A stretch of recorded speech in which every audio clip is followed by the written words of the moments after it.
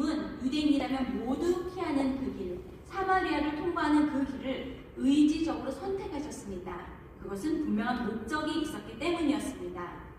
사마리아 중에서도 야곱의 우물 곁에 이르렀을 때 그때는 모두가 마침 배가 고플 시간이었습니다.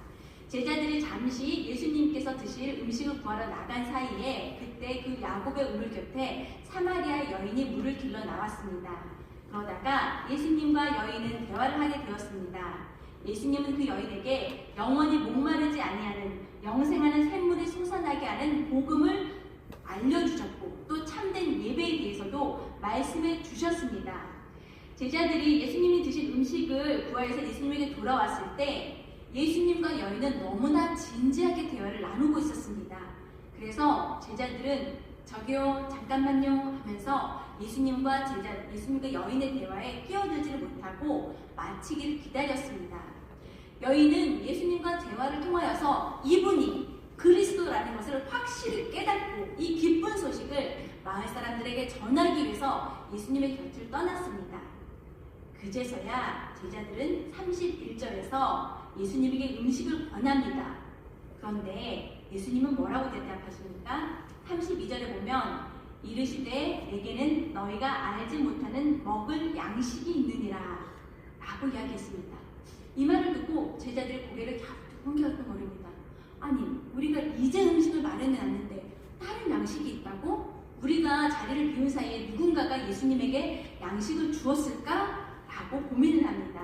그런데 같은 양식이라는 단어를 쓰고 있지만 예수님께서 말씀하시는 양식과 제자들이 생각하고 있는 양식에는 서로 다른 의미를 가지고 있습니다. 그래서 그것에 대해서 혼돈하는 것을 보고 예수님께서 예수님이 말씀하신 양식이 무엇인지를 34절의 말씀을 통해서 설명해 주십니다. 34절의 말씀을 저와 여러분이 다시 한번 함께 읽겠습니다. 34절의 말씀입니다. 시작! 예수께서 이르시되 나의 양식은 나를 보내신 이의 뜻을 행하며 그의 일을 온전히 이루는 이것입니다. 제자들이 생각했던 양식은요, 눈에 보이는 음식, 당장 나의 배고픔을 해결해 줄 수 있는 먹을 음식을 이야기하고 있었습니다. 네, 음식, 밥은요, 우리가 이 땅을 살아갈 수 있게 하는 수단이 되기도 하고 목표가 되기도 합니다. 그래서 학생들에게 부모님들은 이렇게 잔소리를 합니다. 야야야야, 나중에 너 밥 먹고 살려면 먹고 살기 위해서 열심히 공부를 해야 된다. 또 성인이 되면 가족들을 먹여 살리기 위해서 목구멍이 포도청이어서 원치 않지만 피곤한 몸을 이끌고 직장에 나가기도 합니다. 그런 의미에서 밥은 삶의 목표가 되기도 합니다. 그런데 반면에 밥을 먹어야지 그 삶을 이어갈 수 있는 힘과 에너지를 얻기도 합니다. 밥을 먹어야 공부도 할 수 있고 밥을 먹어야 일도 할 수 있습니다. 예수님을 모르는 사람들에게 이 밥이라는 것은요, 또 밥으로 대표되는 것은요, 이 물질적 가치는 삶을 지속하게 하는 수단이 되기도 하지만 삶의 목표, 목적이 되기도 합니다. 하지만 예수님에게 있어서 양식은 우리가 말하는 세상 사람들이 말하는 양식과는 다릅니다. 예수님의 양식은, 예수님의 삶의 목표는 예수님을 이 땅에 보내신 하나님의 뜻을 이루는 것입니다. 동시에 이 땅을 살아갈 수 있는, 하루하루를 살아갈 수 있는 힘, 에너지의 근원이 되는 것 역시 하나님의 뜻에 순종하는 것입니다.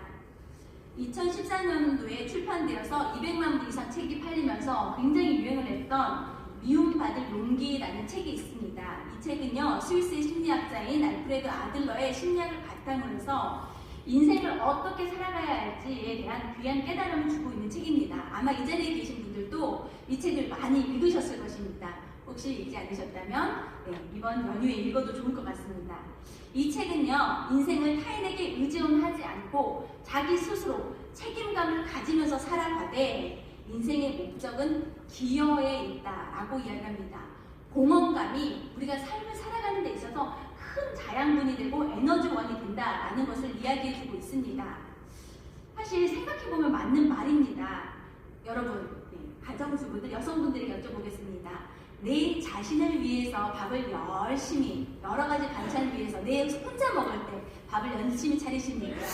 아니면 사랑하는 가족들을 위하여서 밥을 열심히 더 차리게 됩니까? 물어보나 마나한 질문일 것입니다. 사실 사랑하는 이 가장들도 굉장히 많이 계시는데요. 열심히 일을 해가지고 번 돈으로 내 것을, 내가 좋아하는 내 옷을 사거나 내가 좋아하는 음식을 사 먹을 때 보람을 많이 느끼십니까? 아니면 치킨을 딱 사가지고 왔는데 애들이 닭다리를 뜯으면서 우리 아빠 최고! 할 때 더 보람을 많이 느끼십니까? 네, 저도 저희 아이들이 우리 엄마 음식 최고! 라는 말에 속아서 맨날 열심히 밥을 하고 있습니다. 네, 사실은 예수님께서도 마찬가지십니다. 이 땅을 살아가면서 예수님 자신 스스로를 위해서, 스스로의 영광 받음을 위해서, 스스로 잘 먹고 잘 살기 위해서 사는 삶이 아니라 하나님 아버지께서 예수님을 이 땅에 보내신 그 사명을 위한 사명이 예수님께서 이 땅을 살아가고자 하는 삶의 양식이었고, 또 그 하나님의 뜻에 순종하여서 살아가는 하루하루의 그 순종이 이 땅을 살게 하는 힘의 동력이 되었습니다. 예수님을 움직이게 하는 것, 예수님께서 이 땅에서 온전히 이루고자 하셨던 뜻은 무엇이었을까요? 그것은 여러분이 너무나 잘 알고 있는 요한복음 3장 16절에 그 뜻이 나와 있습니다. 요한복음 3장 16절 화면을 보시면서 여러분 저희 다시 한번 읽어보겠습니다. 시작! 하나님이 세상을 이처럼 사랑하사 독생자를 주셨으니 이는 그를 믿는 자마다 멸망하지 않고 영생을 얻게 하려 하심이라. 조금만 더 보여주세요. 여기에서 이는 누구든지 예수님을 믿는 자마다, 그를 믿는 자마다 멸망하지 않고, 여기에서는 그를 믿는 자마다에는 유대인만 포함된 것이 아닙니다. 당시 유대인들이 부정하다고 여겼던 사마리아인들까지도 포함된 말이고 이방인들까지도 포함된 말입니다. 네, 이제 화면을 내려주셔도 됩니다. 당시 사마리아 사람들은요, 동족인 유대인들에게까지도 무시당하고 천대받고 소외된 사람들이었습니다. 외롭고 고립된 사람들이었습니다. 예수님께서 갈릴리로 가시는 길에 굳이 사마리아 땅을 통과하신 이유는 이러한 목적을 이루기 위해서였습니다. 누구든지 이방인이든지 사마리아인이든지 간에 예수님을 믿고 하나님께서 베푸신 구원의 그 은혜를 받기를 원하는, 정말 모든 사람을 구원하기 원하시는 그 하나님의 뜻에 순종하기 위하여서 사마리아 땅을 통과하셨고 사마리아 여인에게 복음을 전하셨던 것입니다. 35절 말씀에서 예수님은 추수에 관한 비유로 제자들에게 이것들을 깨우쳐 주십니다. 당시 이스라엘 사람들은 농사를 지을 때 보통 파종을 하고 추수하기까지 4달 정도의 시간이 걸렸습니다. 10월 말에서 11월 사이에 밀과 보리를 파종하고 2, 3월에 추수를 하였습니다. 하지만 예수님이 하시는 영적인 추수는 말씀의 씨앗이 마음밭에 뿌려지면 곧바로 추수의 결실을 맺게 된다는 것을 말씀하고 있습니다. 그래서 35절에서 예수님은 그러나 나는 너희에게 이르노니 너희 눈을 들어 밭을 보라 휘어져 추수하게 되었도다 라고 말씀하십니다. 내가 말씀의 씨앗을 뿌렸더니 사마리아 사람들은 곧바로 이 복음을 받아들이고 생명의 열매를, 복음의 열매를 맺고 있다 라고 말씀하고 있는 것입니다. 이는 예수님을 만나고 예수님을 구원자로 받아들인 사마리아 여인이 자기 동네에 가서 예수님을 전했을 때 사람들이 복음을 받아들이고 복음의 결실을 맺고 있는 이 순간을 의미하고 있습니다. 예수님을 만난 사마리아 여인은 물을 길러 가지고 왔던 물동이를 버려두고 자기 동네에 뛰어가서 내가 그리스도를 만났다라고 전하였습니다. 그러자 마을 사람들의 반응이 어떠했을까요? 저희 본문이 아니지만 39절의 말씀을 저희 화면을 보고서 저희가 다시 한번 함께 읽겠습니다. 시작! 여자의 말이 내가 행한 모든 것을 그가 내게 말하였다 증언하고 그 동네 중에 많은 사마리아인이 예수를 믿는지라. 네. 사마리아 많은 사람들이 이 여인의 증거를 듣고 예수님을 믿었습니다. 그것뿐만 아니라 그들이 예수님께 나왔습니다. 그리고 예수님의 말씀을 듣고 예수님을 그리스도로 인정하였을 뿐만 아니라 예수님 저희 마을에 와서 제발 저희와 함께 더 머물러 주십시오. 저희에게 더욱더 하나님의 말씀을 전해 주십시오 라고 간청하여서 예수님이 이틀을 더 머물면서 예수님 하나님의 말씀을 전하였습니다. 그러자 많은 사람들이 예수님이 하나님의 아들이라는 것을 깨닫고 그리스도라는 걸 깨닫고 영생을 소유하게 되었습니다. 예수님께서는 이 사마리아 땅에서 이 땅에 오신 목적, 누구든지 예수님을 믿는 자마다 구원을 받고 영생의 결실을 누리게 되는 복음의 결실을 풍성하게 거두게 되었습니다. 예수님은 예수님의 말씀을 듣고 예수님을 영접한 사마리아 사람들, 풍성한 복음의 결실을 맺는 그 사람들을 보면서 밥 먹지 않아도 마음이 배부른 그런 경험을 하였을 것입니다. 그리고 그 유다에서 갈릴리까지 가는 그 피곤한 여정 가운데서도 그 피곤함을 모두 잊으시고 하나님의 뜻을 이루기 위해서 한 걸음 한 걸음 걸어갈 수 있는 그 하늘 양식, 마음의 힘과 에너지를 얻으셨을 것이라고 믿습니다. 저는 오늘 말씀을 묵상하면서 마음에 이런 질문이 떠올랐습니다. 사람은 무엇으로 사는가? 사랑하는 성도 여러분, 여러분은 이 땅을 무엇을 위하여서 살아가시는 겁니까?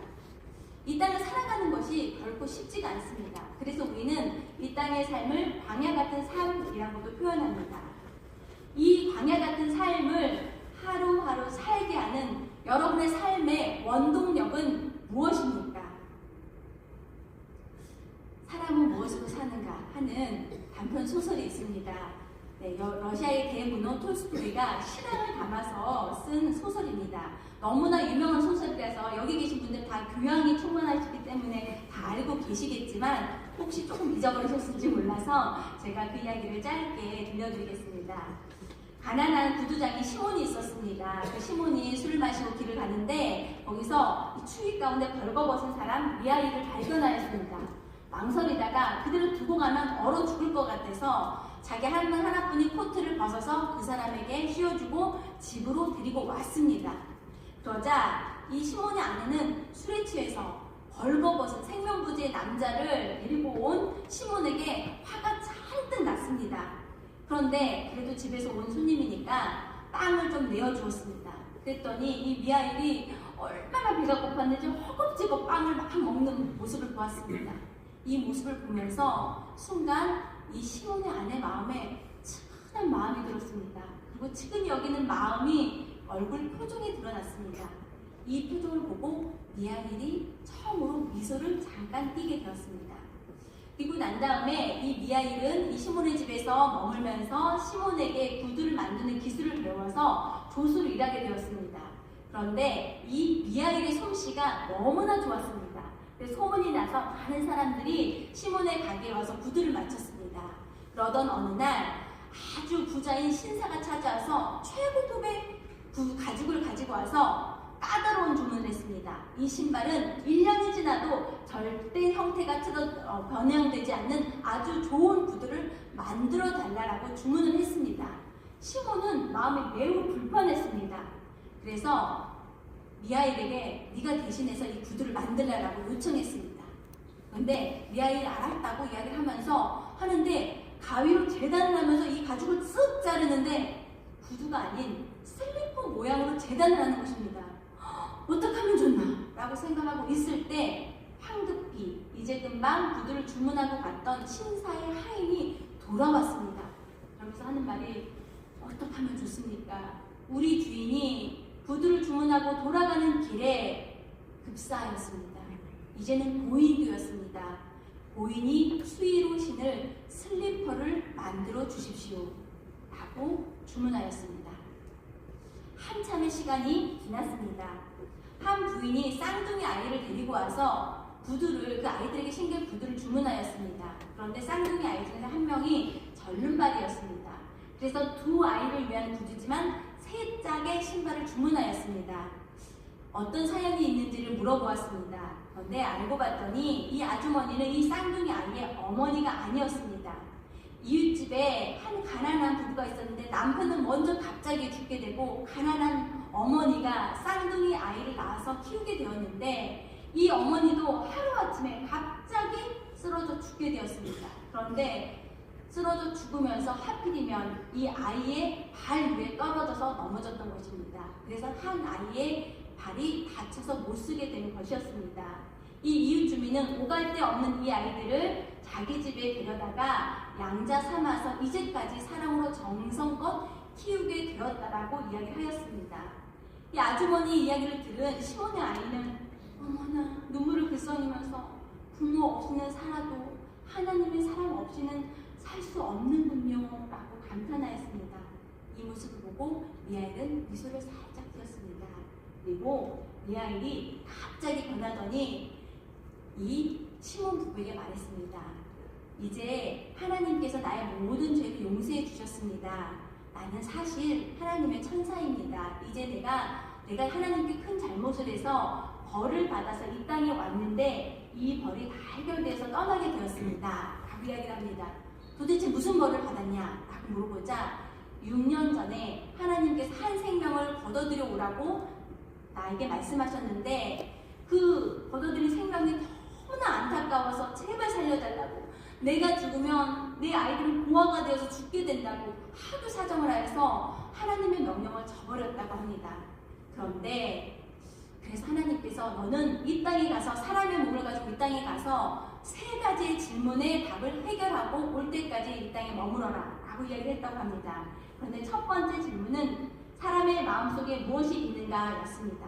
그런데 자신이 이 시몬의 집에 왔을 때 자기를 긍휼히 여기면서 빵을 내어주는 그 부인의 모습을 보면서 사람의 마음 가운데는 남을 긍휼히 여기는 사랑의 마음이 있구나 라는 것을 깨달았다고 합니다.